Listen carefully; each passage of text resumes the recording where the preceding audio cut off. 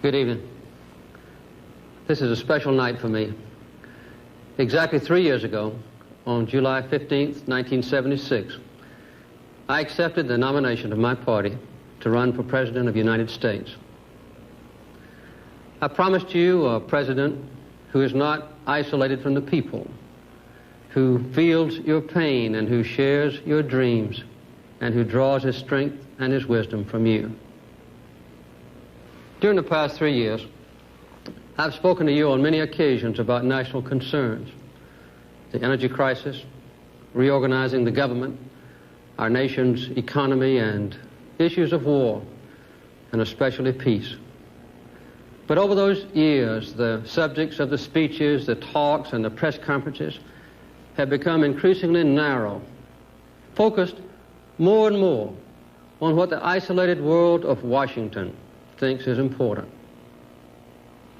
Gradually, you've heard more and more about what the government thinks, or what the government should be doing, and less about our nation's hopes, our dreams, and our vision of the future.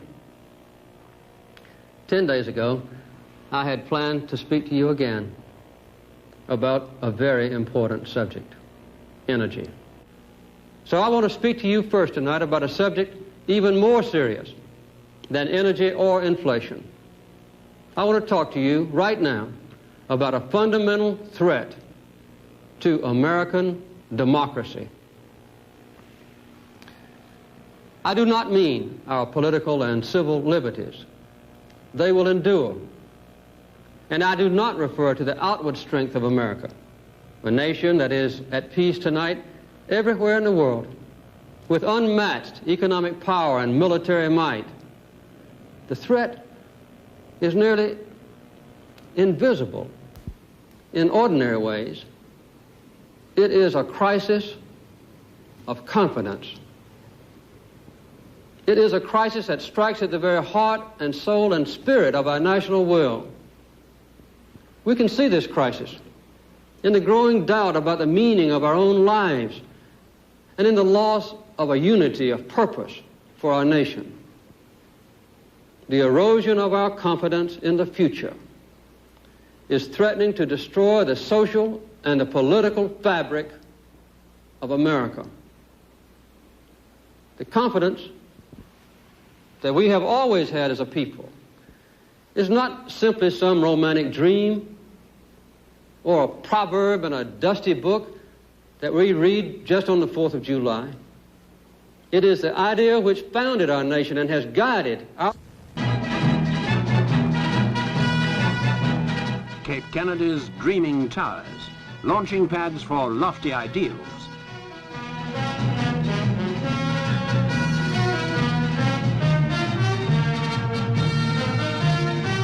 Collins, Armstrong, and Aldrin, the three men chosen for mankind's most historic mission to reach a new world and return with a handful of dust.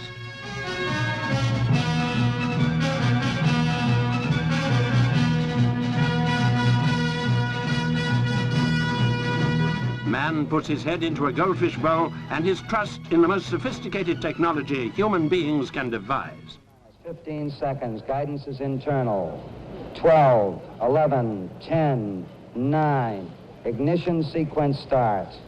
6, 5, 4, 3, 2, 1, 0. Liftoff. We have a liftoff. 32 minutes past the hour.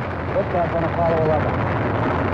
The three astronauts confined like triplets awaiting birth in a new world, high in their tiny module at the top of 260 feet of Saturn rocket. Apollo 11 reaches towards tomorrow.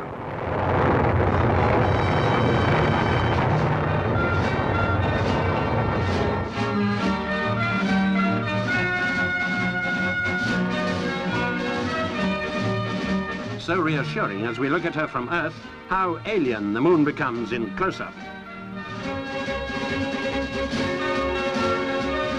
To reach this ravaged desolation will have cost some 10,400 million pounds. But the Vietnam War costs America over 30 millions a day. You pays your money, you takes your choice.